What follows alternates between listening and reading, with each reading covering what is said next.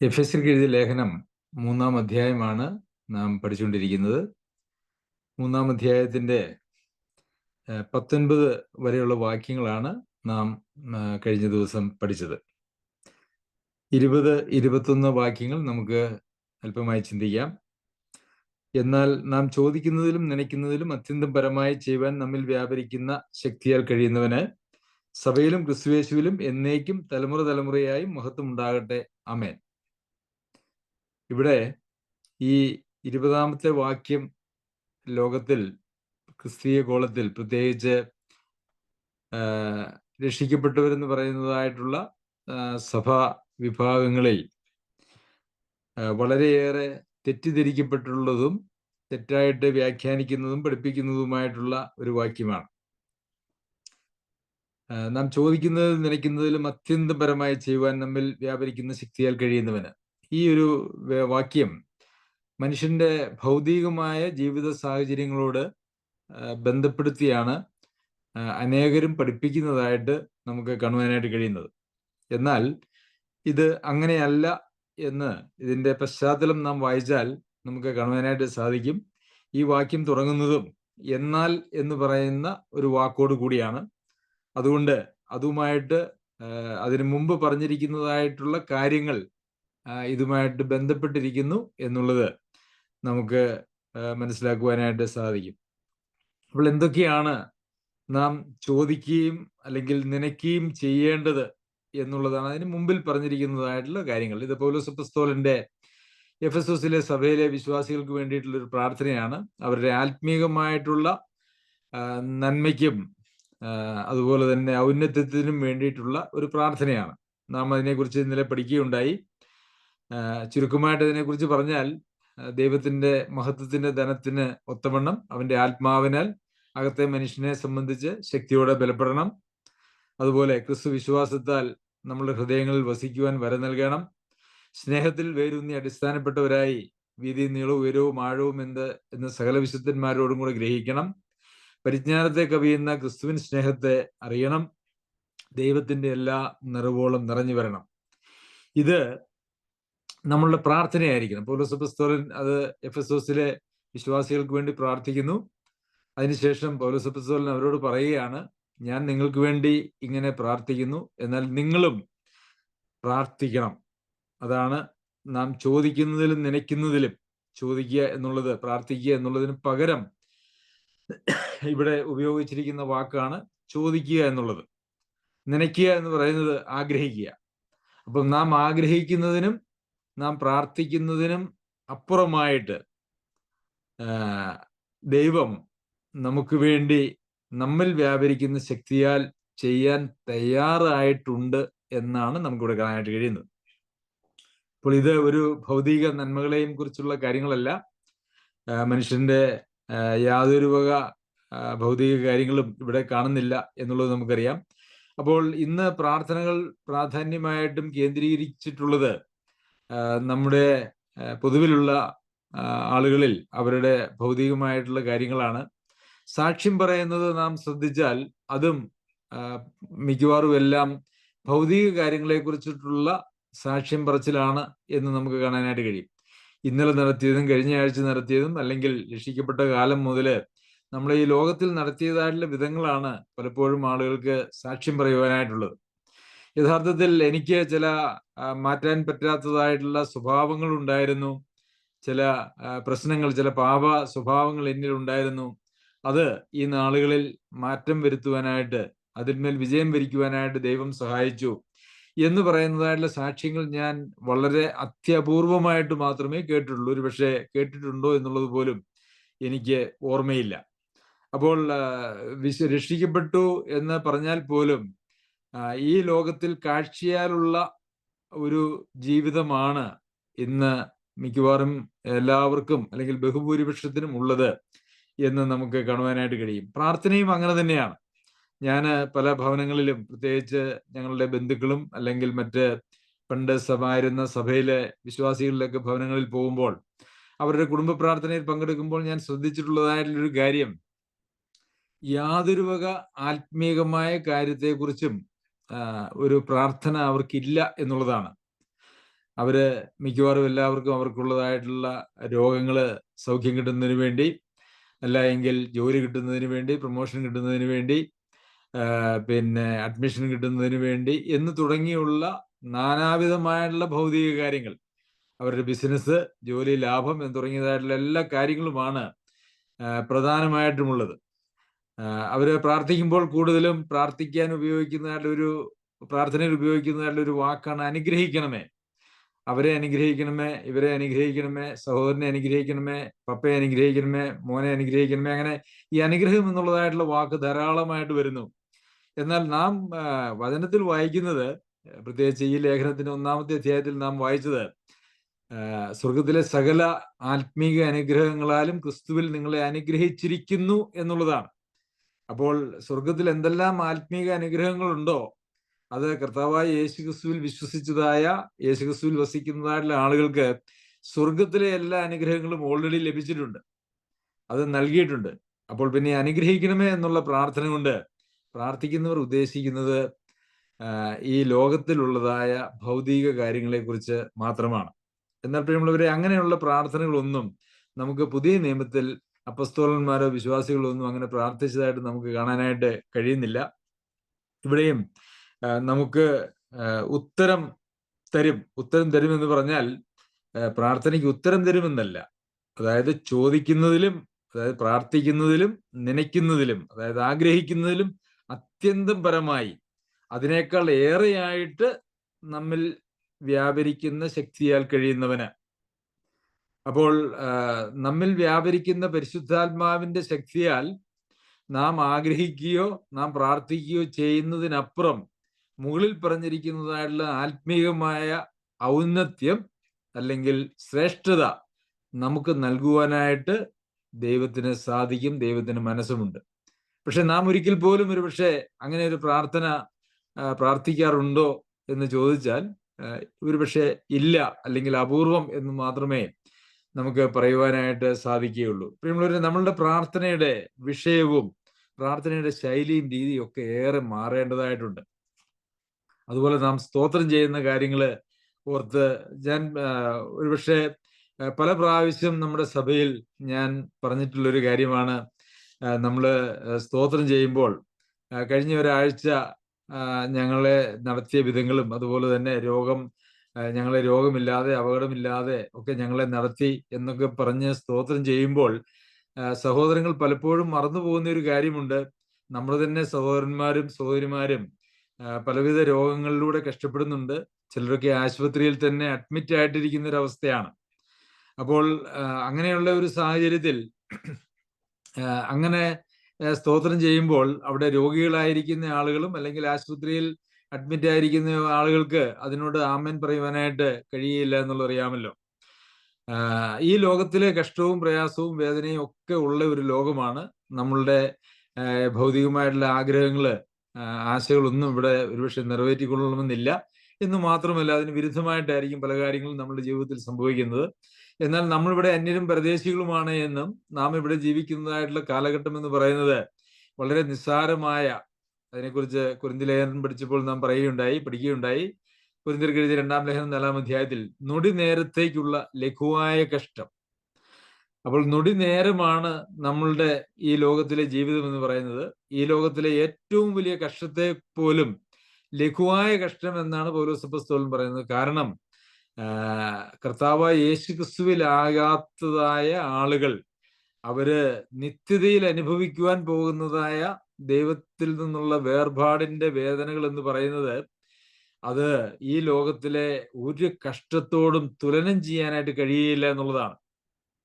ഒരു കഷ്ടത്തോടും തുലനം ചെയ്യാനായിട്ട് കഴിയില്ല.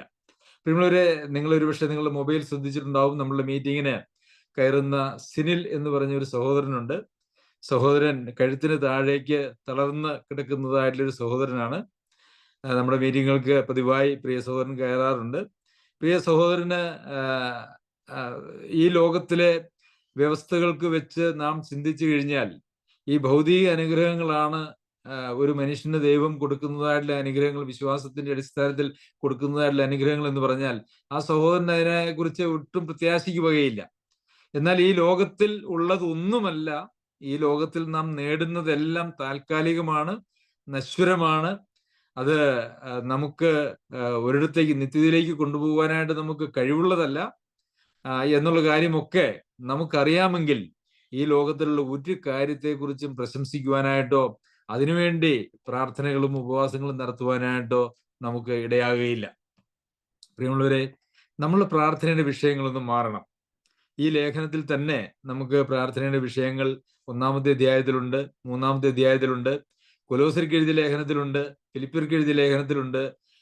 നിങ്ങൾ വിചാരിക്കുന്നോ ഈ ഫിലിപ്പിയ സഭയിലും എഫേസ്യ സഭയിലും കൊലോസ്യ സഭയിലും ഒന്നും രോഗികളില്ലായിരുന്നു, അതല്ലെങ്കിൽ അവിടെ സാമ്പത്തിക പ്രയാസം ഇല്ലാത്ത ആളുകൾ ആരും ഉണ്ടായിരുന്നില്ല, അങ്ങനെയൊക്കെ നമ്മൾ വിചാരിക്കുന്നുണ്ടോ?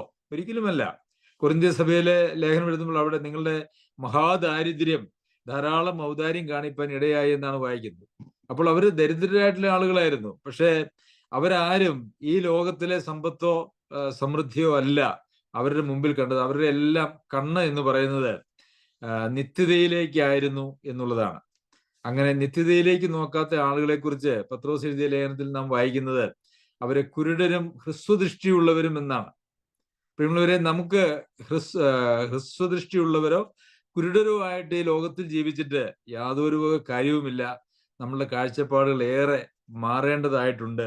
നമുക്ക് ഈ 3 ലേഖനങ്ങളുടെ പ്രാർത്ഥന ആവശ്യങ്ങൾ ഒന്ന് രേഖപ്പെടുത്തി നമ്മുടെ ബൈബിളിൽ ഒരു പേപ്പറിൽ എഴുതി നമ്മുടെ ബൈബിളിൽ ഒന്ന് വെച്ചിട്ട് ആ കാര്യങ്ങൾക്ക് വേണ്ടി നാമും പ്രാർത്ഥിക്കാനെന്ന് പരിശീലിക്കേണ്ടത് ആവശ്യമാണ്.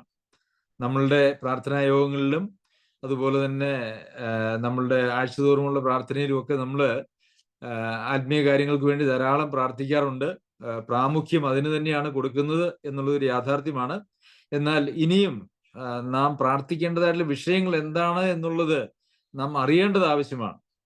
നമുക്ക് പ്രാർത്ഥിക്കേണ്ടതായിട്ടുള്ള വിഷയങ്ങൾ അറിയാമെങ്കിൽ മാത്രമല്ലേ അങ്ങനെ പ്രാർത്ഥിക്കാനായിട്ട് കഴിയുകയുള്ളൂ.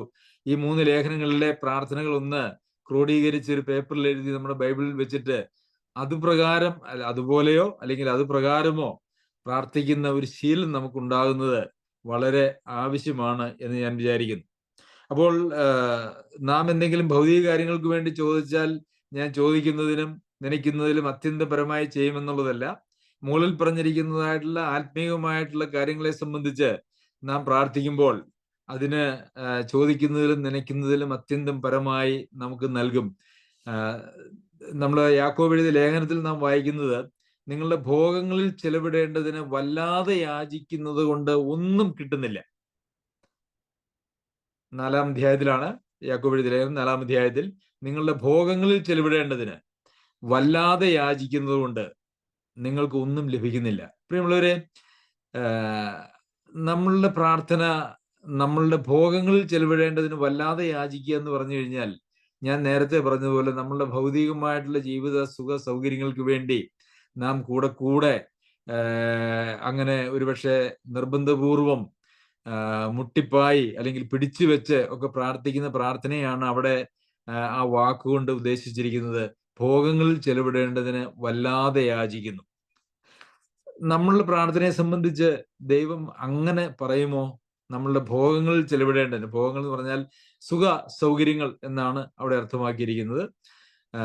അങ്ങനെ വളരെ സുഖമായി സൗകര്യമായി ഈ ലോകത്ത് ജീവിക്കേണ്ടതിന് ഉള്ള പ്രാർത്ഥന ആവശ്യങ്ങളാണോ നമ്മളുടെ ജീവിതത്തിൽ ഉള്ളത് എന്നുള്ളത് നാം വളരെ കൃത്യമായി പരിശോധിക്കണം. അങ്ങനെയാണ് എങ്കിൽ ഒന്നും ലഭിക്കുന്നില്ല എന്നാണ് നാം കാണുന്നത്. ഒരുപക്ഷെ ഈ ലോകത്തിൽ പലതും നേടാനായിട്ട് നമുക്ക് സാധിക്കും. ഈ നേടുന്നത് ദൈവം തന്നതാണ് എന്ന് നമ്മൾ ഒരിക്കലും വിചാരിക്കരുത്. കാരണം ദൈവം നൽകുന്നത് നമുക്കറിയാമല്ലോ. നിരീശ്വരവാദികളും മറ്റ് ബഹുദൈവ വിശ്വാസികളും ക്രിസ്തീയ മാർഗത്തിനെതിരായിട്ടുള്ള ആളുകളൊക്കെ ഈ ലോകത്തിൽ അവരുടെ അധ്വാനം കൊണ്ട് അനേക കാര്യങ്ങൾ നേടുന്നുണ്ട്.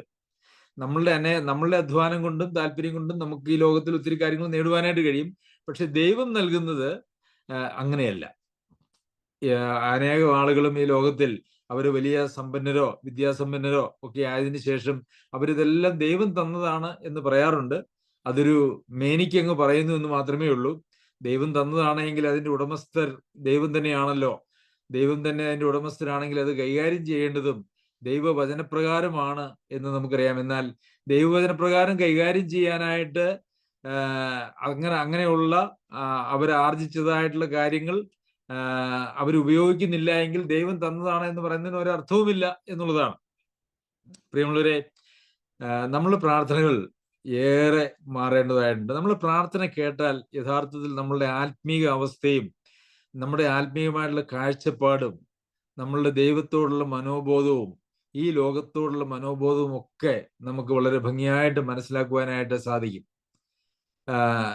നമുക്കറിയാമല്ലോ, ഒരു ദൈവ പൈതലും അതല്ലാത്തതായിട്ടുള്ള ഒരാളുടെയും ജീവിതം തമ്മിൽ ഒരു വ്യത്യാസമേ ഉള്ളൂ. നമുക്കങ്ങനെ പല വ്യത്യാസം പല നിലയിൽ പറയാനായിട്ട് കഴിയുമെങ്കിലും ആ പ്രായോഗിക ജീവിതം നോക്കിയാൽ നമുക്ക് കാണാനായിട്ട് കഴിയുന്നത് ഒരു വ്യത്യാസമേ അവർ തമ്മിലുള്ളൂ. ഒരു ദൈവ പൈതൽ അവർ ദൈവാത്മാവിനെ അനുസരിച്ച് നടക്കുന്നവരാണ്. എന്നാൽ ദൈവവുമായിട്ട് ബന്ധമില്ലാതെ ജീവിക്കുന്നതായിട്ടുള്ള ആളുകൾ ഇതേ പുസ്തകത്തിന്റെ 2-ാം അധ്യായത്തിൽ നാം വായിച്ചതുപോലെ ഈ ലോകത്തിന്റെ കാലഗതിക്കെയും ആകാശത്തിലെ അധികാരത്തിനും അനുസരണക്കേടിന്റെ മക്കളിൽ ഇപ്പോൾ വ്യാപരിക്കുന്ന ആത്മാവിനും അധിപതിയായും അനുസരിച്ച് നടക്കുന്നു. ജഡമോഹങ്ങളിൽ നടന്ന് ജഡത്തിനും മനോവികാരങ്ങൾക്കും ഇഷ്ടമായത് ചെയ്തുകൊണ്ട് മറ്റുള്ളവരെ പോലെ പ്രകൃതിയാൽ കോപത്തിന്റെ മക്കളായിട്ട് അവർ ജീവിക്കുന്നു. അപ്പോൾ നമ്മുടെ മോഹങ്ങൾക്കനുസരിച്ചും ഈ ലോകത്തിന്റെ കാലഗതിക്കനുസരിച്ചും പൈശാചികമായിട്ടുള്ള നിയന്ത്രണങ്ങൾക്ക് വിധേയമായിട്ടും ജീവിക്കുന്നു എന്നുള്ള ഒരു വ്യത്യാസമാണ് ദൈവമക്കളും അല്ലാത്തവരുമായിട്ടുള്ള വ്യത്യാസം എന്ന് പറയുന്നത്. അപ്പോൾ നമുക്ക് തോന്നുന്നതായിട്ടുള്ള രീതിയിലാണ് നാം ജീവിക്കുന്നതെങ്കിൽ, അല്ലെങ്കിൽ ഈ ലോകത്തിന്റെ കാലഗതിക്ക് അനുസരിച്ചിട്ടുള്ള ഒരു ജീവിതമാണ് നമുക്കുള്ളതെങ്കിൽ, അത് ദൈവാത്മാവിനാൽ നിയന്ത്രിക്കപ്പെടുന്ന ഒരു ജീവിതമല്ല. ദൈവാത്മാവിനാൽ നിയന്ത്രിക്കപ്പെടാത്ത ആരെയും ദൈവമക്കൾ എന്നുള്ള ഒരു കാറ്റഗറിയിൽ, ഒരു പദവിയിൽ ദൈവം കാണുന്നില്ല. അതിനെക്കുറിച്ച് നാം കഴിഞ്ഞ ക്ലാസ്സുകളിലൊക്കെ ചിന്തിച്ചതാണ്. ദൈവാത്മാവ് നടത്തുന്ന ഏവരും ദൈവത്തിന്റെ മക്കളാകുന്നു എന്നുള്ളതാണ്. അപ്പോൾ അതുകൊണ്ട് നമ്മളുടെ ഭൗതികമായിട്ടുള്ള ആവശ്യങ്ങളെ കുറിച്ച് നമ്മൾ അധികം ഭാരപ്പെടേണ്ടതായിട്ടുള്ള ആവശ്യമില്ല. ദൈവം നമ്മളോട് ആവശ്യപ്പെടുന്നതായിട്ടുള്ള ഉത്തരവാദിത്വ ബോധത്തോടു കൂടി ആത്മാവിനെ അനുസരിച്ച് ജീവിക്കുമ്പോൾ നമുക്ക് ആവശ്യമായിട്ടുള്ളതെല്ലാം ദൈവം നൽകും.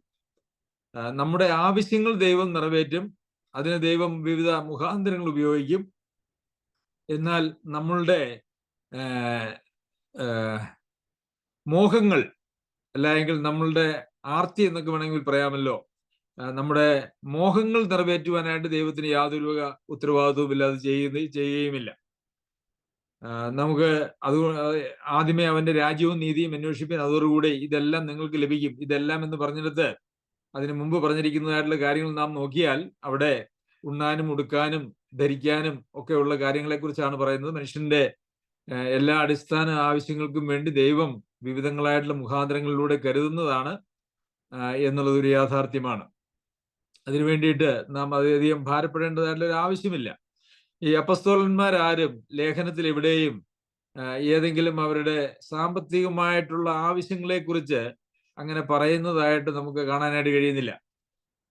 അവരുടെ എന്തെങ്കിലും ഭൗതികമായിട്ടുള്ള ആവശ്യങ്ങളെക്കുറിച്ച് അവർ പ്രാർത്ഥനാവശ്യം പറയുന്നതായിട്ട് നമുക്ക് കാണാനായിട്ട് കഴിയുന്നില്ല. അങ്ങനെ ചെയ്യുന്നുണ്ട്. ഉദാഹരണത്തിന് ഫിലിപ്പിയറിലുള്ള സഭ പൗലോസ് അപ്പോസ്തലന്റെ പ്രവർത്തനങ്ങൾക്ക് സഹായിച്ചിട്ടുണ്ട്. എന്നാൽ സഹായിക്കണമെന്നുള്ളതായിട്ടുള്ള ഒരു അഭ്യർത്ഥന നമുക്ക് ഒരിടത്തും കാണാനായിട്ട് കഴിയില്ല. ദൈവത്തിന്റെ വഴിയാണ് നാം ജീവിക്കുന്നതെങ്കിൽ, ദൈവത്തിന്റെ പരിപാടിയിലാണ് നാം ഉൾപ്പെട്ടിരിക്കുന്നതെങ്കിൽ, നമ്മളുടെ പിതാവ്, സ്വർഗസ്ഥനായ പിതാവ് നമുക്ക് ആവശ്യമുള്ളത് എന്ത് എന്നുള്ളത് കണ്ട് അത് നമുക്ക് നമ്മളുടെ ആവശ്യത്തിനനുസരിച്ച് നൽകും എന്നുള്ളതൊരു യാഥാർത്ഥ്യമാണ്. അത് നൽകുമെന്നുള്ളത് നമ്മളുടെ ഒരു വിശ്വാസമായിരിക്കണം. നൽകുമോ ഇല്ലയോ എന്ന് നമ്മൾ സംശയിക്കാൻ തുടങ്ങിയാൽ അവിടെ വലിയ പ്രശ്നമുണ്ടാകും. പലപ്പോഴും നൽകുമോ ഇല്ലയോ എന്നുള്ളതായ ഒരു ഭയം, നൽകുകയില്ല എന്നുള്ള ഒരു ചിന്ത നമ്മുടെ ഉള്ളിൽ ഉണ്ടാകുമ്പോൾ സ്വാഭാവികമായിട്ടും നമ്മൾ കടന്നു പോകുന്ന അടുത്ത സ്റ്റേജ് എന്ന് പറയുന്നത് നമ്മളുടേതായിട്ടുള്ള വഴികളിലൂടെ സഞ്ചരിക്കാൻ തുടങ്ങുമെന്നുള്ളതാണ്. നമ്മളുടേതായ വഴികളിലൂടെ നാം സഞ്ചരിക്കാൻ തുടങ്ങിയാൽ അത് നമ്മളുടെ മോഹങ്ങൾക്കനുസരിച്ച് നമ്മളുടെ അധ്വാനമായിട്ടിരിക്കും. നമുക്കങ്ങനെ പലതും നേടാനായിട്ട് കഴിയും. പക്ഷെ അത് ദൈവം തന്നു എന്ന് പറയുവാനായിട്ട് കഴിയുകയില്ല. ദൈവം നൽകുന്നതാണ് എങ്കിൽ ദൈവസന്നിധിയിൽ വിശ്വസ്തയോടെ ജീവിക്കുകയും വിശ്വാസത്താൽ ജീവിക്കുകയും ചെയ്യുമ്പോൾ ദൈവം ഒരുക്കുന്ന വഴികളാണ് അത് നാം ഒരുക്കുന്ന വഴികളിൽ നിന്നും വ്യത്യസ്തമായിരിക്കാം. ഒരുപക്ഷെ ദൈവം നൽകിയാൽ അത് നമ്മളുടെ ആവശ്യത്തിനായിരിക്കും. എന്നാൽ നമുക്ക് ഒരുപക്ഷെ അനാവശ്യത്തിന് നേടുവാനായിട്ട് സാധിക്കും. അനാവശ്യത്തിന് നേടിയിട്ട് ദൈവം തന്നതാണെന്നും പറയുന്നതിൽ യഥാർത്ഥത്തിൽ ഒരു അർത്ഥവുമില്ല. ദൈവം തന്നതാണ് എങ്കിൽ അതിൻ്റെ ഉടമസ്ഥൻ ദൈവമാണ്. അതിനനുസരിച്ചിട്ടുള്ള ജീവിത നിലവാരങ്ങളും കാഴ്ചപ്പാടുകളും നമുക്ക് എല്ലാവർക്കും ആവശ്യവുമാണ്. നമ്മളുടെ പിതാവ്, നമുക്കറിയാമല്ലോ, നമ്മളുടെ ഭൂമിയിലുള്ള മാതാപിതാക്കന്മാർ പോലും അവരുടെ കുഞ്ഞുങ്ങളുടെ കാര്യത്തിൽ എത്രയോ ശ്രദ്ധയുള്ളവരാണ്. അവരെ കരുതുന്നവരാണ്. അവരുടെ ചികിത്സ, അവരുടെ ഭക്ഷണം, അവരുടെ സുരക്ഷിതത്വം, ഇതെല്ലാം അവരുടെ മാതാപിതാക്കൾ ഒരുക്കുന്നു. എന്നാൽ മാതാപിതാക്കൾ ഒരുക്കുന്നതിന് ഒത്തിരി പരിമിതികളുണ്ട് എന്നുള്ളത് നമുക്കറിയാം. ഒത്തിരി പരിമിതികളുണ്ട്, മാനുഷികമായിട്ടുള്ള പരിമിതികളുണ്ട്. എന്നാൽ ദൈവം നമുക്ക് വേണ്ടി ഒരുക്കുവാനായിട്ട് തീരുമാനിച്ചാൽ, നാം ദൈവിക വഴിയിൽ നടക്കുമ്പോൾ യാതൊരു പരിമിതികളും ഇല്ലാത്ത ദൈവം നമുക്ക് ഒരു വലിയ നന്മ, നമുക്ക് ആവശ്യത്തിനുള്ള ഒരു നന്മ ദൈവം ഒരുക്കിക്കൊള്ളും. ചിലപ്പോൾ ദൈവം നമ്മെ ചില കഠിനമായിട്ടുള്ള അവസ്ഥകളിലൂടെ വിട്ടു എന്ന് വരാം. അതും ഒരു യാഥാർത്ഥ്യമാണ്. കർത്താവിൽ വിശ്വസിച്ചതായിട്ടുള്ള ആളുകൾ എല്ലാവിധത്തിലുമുള്ള ലോകത്തിലെ കഷ്ടങ്ങളിലൂടെ കടന്നു പോയിട്ടുണ്ട് എന്നുള്ളത് നമുക്കറിയാമല്ലോ. കൊരിന്ത്യർക്ക് ലേഖനം എഴുതുമ്പോൾ പൗലോസ് അപ്പോസ്തലൻ അതിനെക്കുറിച്ച് പറഞ്ഞിരിക്കുന്നത്, മറ്റുള്ളവർക്ക് മനുഷ്യർക്ക് നടപ്പല്ലാത്ത പരീക്ഷ നിങ്ങൾക്ക് നേരിട്ടിട്ടില്ല, ദൈവം വിശ്വസ്തൻ. അപ്പോൾ മനുഷ്യർക്ക് നിങ്ങൾ നേരിടുന്നതായിട്ടുള്ള പരീക്ഷകളൊക്കെ മനുഷ്യർക്ക് നടപ്പുള്ളതായ പരീക്ഷയാണ്. നമുക്കറിയാം, കോവിഡ് ഇന്ത്യയിൽ ബാധിച്ചു. കോവിഡ് ബാധിച്ച ആളുകൾ ഒത്തിരി പേര് മരിച്ചുപോയി. പ്രത്യേകിച്ച് രോഗികളായിരുന്നവരും ആരോഗ്യത്തിൽ ക്ഷീണമുണ്ടായിരുന്നവർക്ക് ഒത്തിരി പേര് മരിച്ചുപോയി. അതിൽ എത്ര ശതമാനം വിശ്വാസികൾ മരിച്ചു എന്ന് ചോദിച്ചാൽ, വിശ്വാസികൾ എത്ര ശതമാനം മരിച്ചു, അതുപോലെ തന്നെ വിശ്വാസികളും മരിച്ചു. നമുക്കറിയാം, മാരകമായിട്ടുള്ള രോഗങ്ങൾ വിശ്വാസികൾക്കുമുണ്ട്, ലോകത്തിലുള്ള എല്ലാ ആളുകൾക്കുമുണ്ട്. സാമ്പത്തികമായിട്ടുള്ള പ്രയാസങ്ങളുണ്ട്. എല്ലാം ലോകത്തിലെല്ലായിടത്തും ഉള്ളതുപോലെ തന്നെ ദൈവമക്കൾക്കും അങ്ങനെയുള്ള ചില അവസ്ഥകളുണ്ട്. എന്നാൽ ദൈവം നമ്മളോട് കൂടെയുണ്ട്. ദൈവം അനുവദിക്കുന്നതാണ്, നമുക്ക് കഴിയുന്നതിന് മീതെ ദൈവം അനുവദിക്കുകയില്ല. ഇങ്ങനെയുള്ള വാക്തത്വങ്ങളാണ്. അല്ലെങ്കിൽ അനുവദിച്ചാൽ തന്നെ അതിന് അതിജീവിക്കുവാനായിട്ടുള്ള ഒരു ശക്തിയും ദൈവം നൽകും എന്നുള്ളതാണ് നമ്മളുടെ പ്രത്യാശ അല്ലെങ്കിൽ വിശ്വാസം എന്ന് പറയുന്നത്. നമുക്ക് പ്രത്യാശയില്ലാതെ ഒരു കാരണവശാലും നമ്മുടെ ജീവിതത്തിലെ ഒരു സാഹചര്യത്തെക്കുറിച്ചും ദുഃഖിക്കേണ്ടത് ആവശ്യമില്ല. അങ്ങനെ നാം ദുഃഖിക്കുന്നുവെങ്കിൽ, നാം ഇന്നലെ ചിന്തിച്ചതുപോലെ, നാം ആശ്രയിക്കാൻ കഴിയാത്ത ഒരു വിശ്വാസം ദൈവസന്നിധിയിൽ സ്വീകാര്യമല്ലാത്ത ഒരു വിശ്വാസത്തിന് ഉടമയായി തീരുന്നു എന്ന് മാത്രമേ ഉള്ളൂ.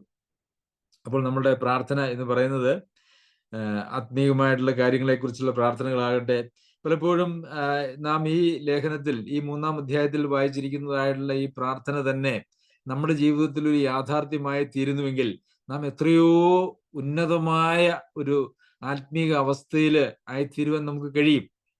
എത്രയോ ഉന്നതമായിട്ടുള്ള കാര്യങ്ങൾക്ക് വേണ്ടിയാണ് ഇവിടെ അപ്പസ്തോലൻ എഫേസ്യർക്ക് വേണ്ടി, എഫേസ്യയിലെ സഭയ്ക്കിലെ വിശ്വാസികൾക്ക് വേണ്ടി പ്രാർത്ഥിക്കുന്നത്. അപ്പോൾ നമ്മിൽ വ്യാപരിക്കുന്ന ശക്തിയാൽ കഴിയുന്നവന് എന്നാണ് നമ്മളിവിടെ വായിക്കുന്നത്. അപ്പോൾ ഈ വ്യത്യാസങ്ങളൊക്കെയും നമ്മളുടെ ജീവിതത്തിൽ വരണമെങ്കിൽ അതിന് ഒരു ശക്തി ആവശ്യമാണ്. ആ ശക്തി നമ്മളിലേക്ക് നൽകിയതാണ് നമ്മൾ 1-ാം അധ്യായത്തിലും പിന്നെ ഈ അധ്യായത്തിലും നമ്മൾ അതിനെക്കുറിച്ച് പഠിക്കുകയുണ്ടായി. 2-ാമത്തെ അധ്യായത്തിലും അതിനെ സംബന്ധിച്ചതായുള്ള സൂചനകളുണ്ട്. അവന്റെ ആത്മാവിനാലാണ് നമ്മളിൽ ഈ പ്രവൃത്തി ദൈവം ചെയ്യുന്നത്, നമ്മിൽ വ്യാപരിക്കുന്ന ശക്തിയാൽ കഴിയുന്നവന്.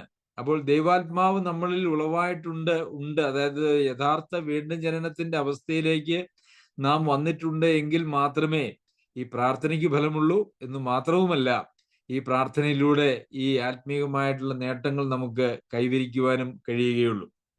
അപ്പോൾ ഇന്ന് പൊതുവെ പറയാറുള്ള ഒരു കാര്യം, മിക്കവാറും സഭകളിലെ ബഹുഭൂരിപക്ഷം ആളുകളും യഥാർത്ഥത്തിലുള്ള വീണ്ടും ജനനാനുഭവം ഉള്ളവരല്ല. അങ്ങനെ വീണ്ടും ജനിക്കാത്തതായിട്ടുള്ള ആളുകൾ അവര് അതിനു മുമ്പ് അവരുടെ സ്വഭാവങ്ങൾ എന്തായിരുന്നോ, രീതികൾ എന്തായിരുന്നോ, കാഴ്ചപ്പാടുകൾ എന്തായിരുന്നോ, അതേ സ്വഭാവങ്ങളും രീതികളും കാഴ്ചപ്പാടുമായിട്ടാണ് എല്ലാ കാലത്തും തുടരുകയുള്ളൂ. ഒരു സന്ദേശമൊക്കെ കേൾക്കുമ്പോൾ ഇനി ഒന്ന് നന്നാവണം, ഞാൻ നന്നാകാൻ പോവുക, അല്ല എങ്കിൽ ഒരു 10 വർഷം കൂടെ കഴിഞ്ഞിട്ട് പിന്നെ ഞാൻ എല്ലാം ഒന്ന് നന്നാകാൻ പോവാന്നൊക്കെ തീരുമാനമെടുക്കുമെന്ന് മാത്രമേ ഉള്ളൂ. അതല്ലാതെ അവരുടെ ജീവിതത്തിൽ പ്രായോഗിക നിലയിൽ അവരുടെ ജീവിതത്തിൽ യാതൊരു വക പുരോഗതിയും അവർക്ക് വരുത്തുവാനായിട്ട് കഴിയുകയില്ല. കാരണം ഈ പുരോഗതി വരുത്തേണ്ടതായ പരിശുദ്ധാത്മാവിന്റെ അധിവാസവും ആ പരിശുദ്ധാത്മാവിന്റെ ശബ്ദം കേൾക്കാനുള്ള മനസ്സും, ഇത് രണ്ടും ഒരേപോലെ വേണം. ആത്മാവ് ഉണ്ടെങ്കിലും ആത്മാവിന്റെ ശബ്ദം നാം കേൾക്കാതിരുന്നാൽ നമുക്ക് അതുകൊണ്ട് പ്രയോജനമില്ല. ആത്മാവിനെ ദുഃഖിപ്പിക്കരുത് എന്ന് നമുക്ക് തുടർന്നുള്ള അധ്യായങ്ങൾ വായിക്കുമ്പോൾ നമുക്ക് ഇവിടെ കാണുവാനായിട്ട് കഴിയും. ആത്മാവിനെ ഒരാൾ വീണ്ടും ജന്മം പ്രാപിച്ചാൽ പോലും അവനിലുള്ള പരിശുദ്ധാത്മാവിന്റെ സ്വരത്തിന് വിധേയപ്പെടുന്നില്ല എങ്കിൽ, ആ ആത്മാവിനെ അനുസരിച്ച് ജീവിക്കുന്നില്ല എങ്കിൽ നമ്മളിൽ ഒരു വ്യത്യാസവും ഉണ്ടാകാനായിട്ട് പോകുന്നില്ല. ഇവിടെയും അത് തന്നെയാണ് പറയുന്നത്. എന്താണ് പറയുന്നത്? അങ്ങനെ പരമായി നാം ചോദിക്കുന്നതിലും നനയ്ക്കുന്നതിലും അല്ലെങ്കിൽ പ്രാർത്ഥിക്കുന്നതിലും ആഗ്രഹിക്കുന്നതിലും അത്യന്തം പരമായി ചെയ്യുവാൻ നമ്മിൽ വ്യാപരിക്കുന്ന ശക്തിയാൽ കഴിയുന്നവന്. അപ്പോൾ ഈ പരിശുദ്ധാത്മാവിന്റെ ശക്തി പലപ്പോഴും ആളുകൾ പ്രസംഗിക്കുമ്പോൾ നമുക്കൊന്നും ചെയ്യാൻ കഴിയില്ല, പരിശുദ്ധാത്മാവിന്റെ ശക്തി വേണം, ശക്തി വേണം എന്നൊക്കെ ആളുകൾ ഇങ്ങനെ കാഷ്വലായിട്ട് പറയുന്നത് ഞാൻ ശ്രദ്ധിച്ചിട്ടുണ്ട്. അപ്പോൾ അവര് എന്താണ് അങ്ങനെ പറയുന്നതെന്ന് എനിക്ക് മനസ്സിലാവുന്നില്ല. പരിശുദ്ധാത്മാവിന്റെ ശക്തി എന്താ, നമുക്ക് ലഭ്യമല്ലയോ, നമ്മളിൽ അത് ഇല്ലയോ? അത് കിട്ടാനായിട്ട്, പരിശുദ്ധാത്മാവിന്റെ ശക്തി കിട്ടാനായിട്ട് നമുക്ക് ഇനി എന്തെങ്കിലും പ്രത്യേകമായിട്ട് ചെയ്യേണ്ടതുണ്ടോ, എന്തോ ചെയ്യേണ്ടതുണ്ട് എന്നുള്ള ഒരു ചിന്തയാണ് അവരുടെ ആ വാക്കുകളിൽ നിന്ന് ഉളവാകുന്നത്. പരിശുദ്ധാത്മാവ് നമ്മളിൽ വസിക്കുകയും ആ പരിശുദ്ധാത്മാവിന്റെ ശക്തി നമുക്ക് എല്ലായ്പ്പോഴും ലഭ്യമായിരിക്കുകയും ചെയ്യുമ്പോൾ പിന്നെ ശക്തിയില്ലാതെ പറ്റിയില്ല എന്ന് കൂടെ പറഞ്ഞുകൊണ്ട് നടക്കുന്നത്, അത് ആ പരിശുദ്ധാത്മാവിനെ നിന്ദിക്കുന്നതിന് തുല്യമാണ് എന്ന് ഞാൻ വിചാരിക്കുന്നു. അതൊരു പരാജയത്തിൽ നിന്നുള്ളതായ വാക്കുകളായിട്ട് മാത്രമേ നമുക്കതിനെ കാണുവാനായിട്ട് കഴിയുള്ളൂ. നമ്മളിൽ വ്യാപരിക്കുന്നതായിട്ട് നമ്മളിൽ പരിശുദ്ധാത്മാവ് വ്യാപരിക്കുന്നുണ്ടെങ്കിൽ, ആ വ്യാപരിക്കുന്ന പരിശുദ്ധാത്മാവിന് നാം വിധേയപ്പെട്ടിട്ടുണ്ടെങ്കിൽ, ഇവിടെ മുകളിൽ പറഞ്ഞതായിട്ടുള്ള എല്ലാ ആത്മീയമായിട്ടുള്ള കാഴ്ചപ്പാടുകളും നന്മകളും നമുക്ക് നാം ചോദിക്കുന്നതിലും നനയ്ക്കുന്നതിലും അത്യന്തം പരമായി ചെയ്യുവാൻ ദൈവത്തിന് മനസ്സാണ്. എന്നാൽ നമ്മുടെ ഭോഗങ്ങളിൽ ചെലവിടേണ്ടതിന് വല്ലാതെ യാചിക്കുകയാണെങ്കിൽ ദൈവത്തിൽ നിന്ന് ഒന്നും കിട്ടുകയില്ല. നമുക്ക് ഈ ലോകത്തിൽ പലതും നേടാനായിട്ട് കഴിയും, എന്നാൽ ദൈവത്തിൽ നിന്ന് ലഭിച്ചു എന്ന് നമുക്ക് പറയുവാനായിട്ട് കഴിയുകയില്ല. ശക്തിയാൽ കഴിയുന്നവന് സഭയിലും ക്രിസ്തുയേശുവിലും എന്നേക്കും തലമുറയായും മഹത്വം ഉണ്ടാകട്ടെ. ആമേൻ. അപ്പോൾ അങ്ങനെ കഴിയുന്നവന് ആരാണ്? ആ കഴിയുന്നയാള് ദൈവമാണ്. അപ്പോൾ ദൈവത്തിന് സഭയിലും ക്രിസ്തുയേശുവിലും എന്നേക്കും തലമുറയായും മഹത്വം ഉണ്ടാകട്ടെ. അപ്പോൾ സഭയിലും ക്രിസ്തുയേശുവിലും ദൈവത്തിന് എന്നേക്കും തലമുറയായും, എന്നേക്കും എന്ന് പറഞ്ഞു കഴിഞ്ഞാൽ അത് നിത്യതയാണ് കാണിക്കുന്നത്. തലമുറയായും എന്ന് പറഞ്ഞു കഴിഞ്ഞാൽ അത് നമ്മളുടെ തലമുറകൾ തോറും അങ്ങനെ മഹത്വം ഉണ്ടാകണം. ദൈവത്തിന് മഹത്വം സഭയിൽ ഉണ്ടാവണം. ക്രിസ്തുയേശുവിലും ദൈവത്തിന് മഹത്വം ഉണ്ടാകണം. എങ്ങനെയാണ് സഭയിൽ ദൈവത്തിന് മഹത്വം ഉണ്ടാകുന്നത്? അത് സഭയിലെ പാട്ടിന്റെ ഭംഗിയോ പ്രസംഗത്തിന്റെ വിഷയങ്ങളോ അല്ലെങ്കിൽ പ്രസംഗത്തിന്റെ ഭംഗിയോ അല്ല എങ്കിൽ സ്തുതിസ്തോത്ര ആരാധനകളുടെ ഭംഗിയൊന്നുമല്ല. അതൊക്കെ അല്ല യഥാർത്ഥത്തിൽ ദൈവത്തിന് മഹത്വമായി തീരുന്നത്. സഭയിൽ ദൈവത്തിന്റെ മഹത്വം എന്ന് പറയുന്നത് അടുത്ത അധ്യായത്തിൽ അത് സംബന്ധിച്ച് പഠിക്കുമ്പോൾ നമുക്ക് കുറച്ചുകൂടി വിശദമായിട്ട് പഠിക്കാം. എന്നാൽ പ്രാഥമികമായി നമുക്ക് അതിനെക്കുറിച്ച് ചിന്തിക്കുമ്പോൾ നമ്മളിൽ ഓരോരുത്തരിലും വരുന്നതായിട്ടുള്ള മാറ്റമാണ് ദൈവത്തിന് മഹത്വം. നമ്മളിൽ ഓരോരുത്തരിലും വരേണ്ടതായിട്ടുള്ള മാറ്റം ആണ് ഇതിനു മുമ്പ് പ്രാർത്ഥനയായിട്ട് പൗലോസ് അപ്പോസ്തലൻ പറയുന്നത്. അപ്പോൾ ഇങ്ങനെ പ്രാർത്ഥിക്കുകയും അതിനുവേണ്ടി നമ്മൾ വസിക്കുന്ന പരിശുദ്ധാത്മാവിനാൽ നാം ഏറെ മുന്നോട്ട് പോവുകയും ചെയ്യുമ്പോൾ നമുക്ക് ദൈവത്തിന് മഹത്വമായി തീരുവാനായിട്ട് കഴിയും. അല്ല, ഈ പറഞ്ഞതായിട്ടുള്ള കാര്യങ്ങളൊന്നും നമ്മളുടെ ജീവിതത്തിൽ ഇല്ല എങ്കിൽ നാം ദൈവത്തിന് മഹത്വമാകുന്നില്ല എന്ന് മാത്രമല്ല, ദൈവത്തിന് നിന്ദയായി തീരും എന്നുള്ളതാണ് നമുക്ക് മനസ്സിലാക്കുവാനായിട്ട് കഴിയുന്നത്. പ്രിയമുള്ളവരെ, നമുക്കൊന്ന് ചിന്തിച്ചു നോക്കാം. നാം ദൈവത്തിനൊരു മഹത്വമാണ്. സഭ ദൈവത്തിന് മഹത്വമാകുന്നത് സഭയിലെ അംഗങ്ങൾ എല്ലാവരും ദൈവത്തിന് മഹത്വമാകുമ്പോഴാണ്. അതല്ലാതെ സഭയിലെ അംഗങ്ങളൊന്നും ദൈവത്തിന് മഹത്വം വരുത്തുന്ന കാഴ്ചപ്പാടുകളോ സ്വഭാവങ്ങളോ ഉള്ളവരല്ല. എന്നിട്ട് സഭ മഹത്വമാകണമെന്ന് വിചാരിച്ചു കഴിഞ്ഞാൽ അതൊരിക്കലും നടപ്പാകുന്ന ഒരു കാര്യമല്ല. അത് നമുക്കറിയാമല്ലോ. ഒരു കുടുംബത്തിൽ സമാധാനം ഉണ്ടാകണമെങ്കിൽ ആ കുടുംബത്തിലുള്ള എല്ലാവരും സമാധാനകാംക്ഷികളും സമാധാനത്തിന് വേണ്ടി ശ്രമിക്കുന്നവരുമായിരിക്കണം എന്നുള്ളത് പോലെ തന്നെ ഒരു സഭയും ദൈവത്തിന് മഹത്വമായി തീരണമെങ്കിൽ നാം ഓരോരുത്തരും ദൈവത്തിന് മഹത്വമായി തീരണം. അങ്ങനെ ദൈവത്തിന് മഹത്വമായി തീരണമെങ്കിൽ എന്ത് ചെയ്യണം? തൻ്റെ മഹത്വത്തിന്റെ ധനത്തിനൊത്തവണ്ണം അവന്റെ ആത്മാവിനാൽ അകത്തെ മനുഷ്യനെ സംബന്ധിച്ച് ശക്തിയോടെ ബലപ്പെടണം. ക്രിസ്തു വിശ്വാസത്താൽ നമ്മളുടെ ഹൃദയത്തിൽ വസിക്കണം. നമ്മൾ സ്നേഹത്തിൽ വേരൂന്നി അടിസ്ഥാനപ്പെട്ടവരായി വീതിയും നീളവും ഉയരവും ആഴവും എന്ത് എന്ന് സകല വിശുദ്ധന്മാരോടും കൂടി അറിയണം. പരിജ്ഞാനത്തെ കവിയുന്ന ക്രിസ്തുവിൻ സ്നേഹത്തെ അറിയണം. ദൈവത്തിന്റെ എല്ലാ നിറവോളം നിറഞ്ഞു വരികയും ചെയ്യണം. അപ്പോൾ നാം ഓരോരുത്തരും ദൈവത്തിന് മഹത്വമാകും. അങ്ങനെയുള്ള വിശ്വാസികളുടെ ഒരു കൂട്ടത്തിൽ ദൈവത്തിന്, അല്ലെങ്കിൽ സഭയിൽ ദൈവത്തിന് മഹത്വം വരും. സഭയെ സംബന്ധിച്ച് സഭയിലൂടെയാണ് ദൈവത്തിന്റെ ജ്ഞാനം വെളിപ്പെടുന്നത്. അത് എല്ലാ കാലത്തേക്കും പ്രപഞ്ചത്തിൽ മുഴുവൻ ദൈവത്തിന്റെ ജ്ഞാനം താൻ വെളിപ്പെടുത്തുവാനായിട്ട് പോകുന്നത് സഭയിലൂടെയാണ് എന്ന് നാം കഴിഞ്ഞ 2 ക്ലാസ്സിന് മുമ്പ് പഠിച്ചിരുന്നു. 10ാമത്തെ വാക്യം. അങ്ങനെ ഇപ്പോൾ സ്വർഗത്തിൽ വാഴ്ചകൾക്കും അധികാരങ്ങൾക്കും ദൈവത്തിന്റെ ബഹുവിധമായ ജ്ഞാനം അവൻ തന്നെ നമ്മുടെ കർത്താവായ യേശു ക്രിസ്തുവിൽ നിവർത്തിച്ച അനാദി നിർണയപ്രകാരം സഭ മുഖാന്തരം അറിവായി വരുന്നു. സഭയാണ് പ്രപഞ്ചത്തിന്, വാഴ്ചകൾക്ക്, അധികാരങ്ങൾക്ക് ദൈവത്തിന്റെ ജ്ഞാനം വെളിപ്പെടുത്തേണ്ടത്. പ്രിയമുള്ളവരെ, സഭ വളരെ പ്രധാനപ്പെട്ടതാണ്. ദൈവം നമ്മെ സഹായിക്കട്ടെ. സഭ ശരിയാകണമെങ്കിൽ നാം ഓരോരുത്തരും ശരിയാകണം. നമ്മളുടെ കാഴ്ചപ്പാടുകൾ മാറണം. അതിനെല്ലാം വേണ്ടുന്നതായിട്ടുള്ള ആഗ്രഹവും അതുപോലെ തന്നെ പ്രാർത്ഥനയും സർവശക്തനായ ദൈവം നമുക്ക് എല്ലാവർക്കും നൽകി നമ്മെ സഹായിക്കട്ടെ. അവന്റെ പരിശുദ്ധ നാമം വാഴ്ത്തപ്പെടുമാറാകട്ടെ.